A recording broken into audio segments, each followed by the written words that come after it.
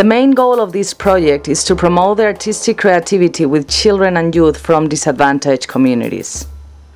The need and desire to create is a common urge of all humanity. Humans require more than physical nourishment and care for their basic well-being. The arts provide a unique vehicle to expand our thinking and perceptive capacity and foster skilled ways of communicating with the world. This project began in 2003 as an exploration of what dance and art can provide to orphan children. A 3-month trip was made possible with the help of a vast number of people that were drawn to support this project.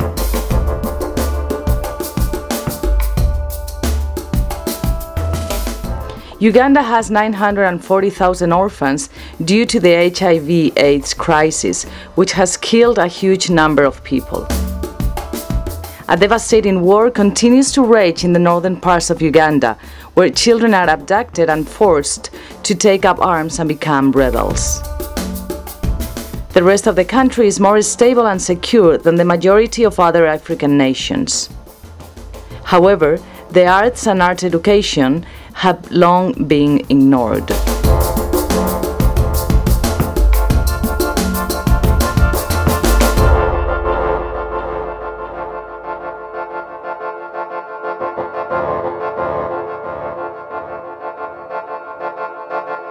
One orphanage where I worked is the Makindi Orphanage. There are 150 children living in a very small space, and the majority is orphans of HIV/AIDS. While the orphanage tries to provide some food and shelter, it lacks many of the most basic necessities. The other orphanage where I worked is supported by the Greek Orthodox Church and has more of the basics. However, the children live in difficult conditions due to the orphanage's limited resources and crowded spaces.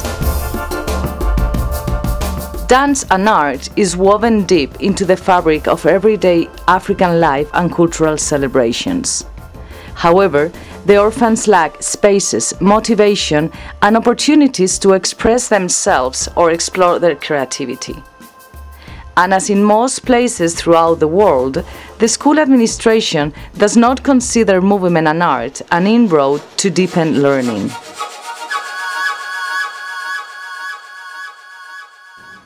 Through my studies of somatic movement therapy and Lavan-Bartenig movement analysis, I know that brain patterns and deep knowledge is created through movement.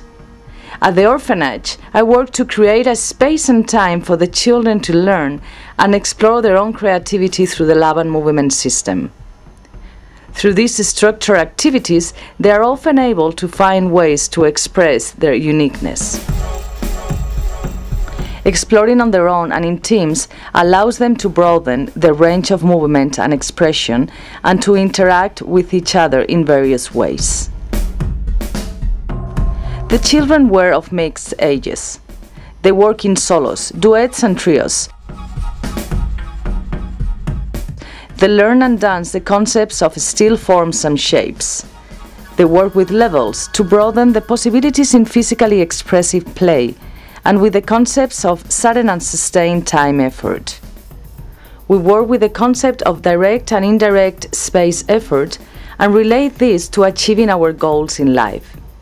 For instance, we use direct space effort to learn juggling.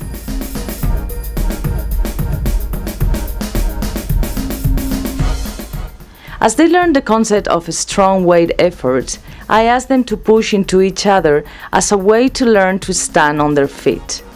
The students use the strong weight effort to say aloud what their life goals are and what they want to achieve. I observe a frequent weight-sensing quality in their movement signature that makes me think about their tribal heritage. When they grasp a minimum understanding of weight, we go on to explore the idea of balance, differentiating the left and right sides of the body while remaining aware of the center of gravity. Sometimes it's raining hard or the sun is so intense that we can't work outside. So we work in the classroom where space is very limited. We use the benches to continue exploring balance. We play with the concepts of balance and out of balance, and I ask them to relate the meanings of those concepts to their lives. We explore touch as a way of connecting and communicating with others.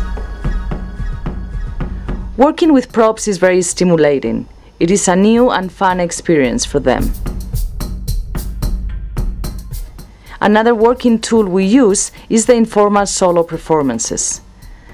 This is how they find ways of expressing their stories, thoughts, perceptions, and needs. These performances help develop their ability to communicate through their bodies, to observe, listen, and give attention to others.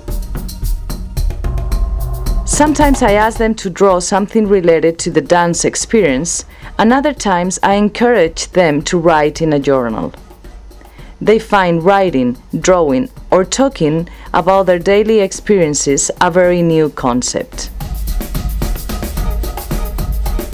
To ensure that the project continues and flourishes, various local artists were encouraged to get involved. They come from different art disciplines and work as volunteers without any economic support. The vision of InMovement project is to establish and support a permanent link between the orphanage and the local artist.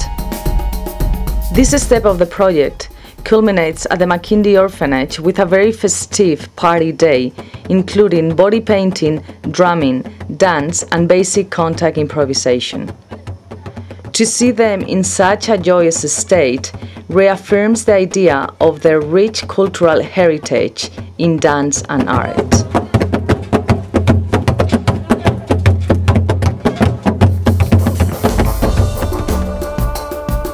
As a Muzungu, which means white person in the local language, my choice to live in a very African way is rich, intense, and challenging. I feel very supported and embraced by the community.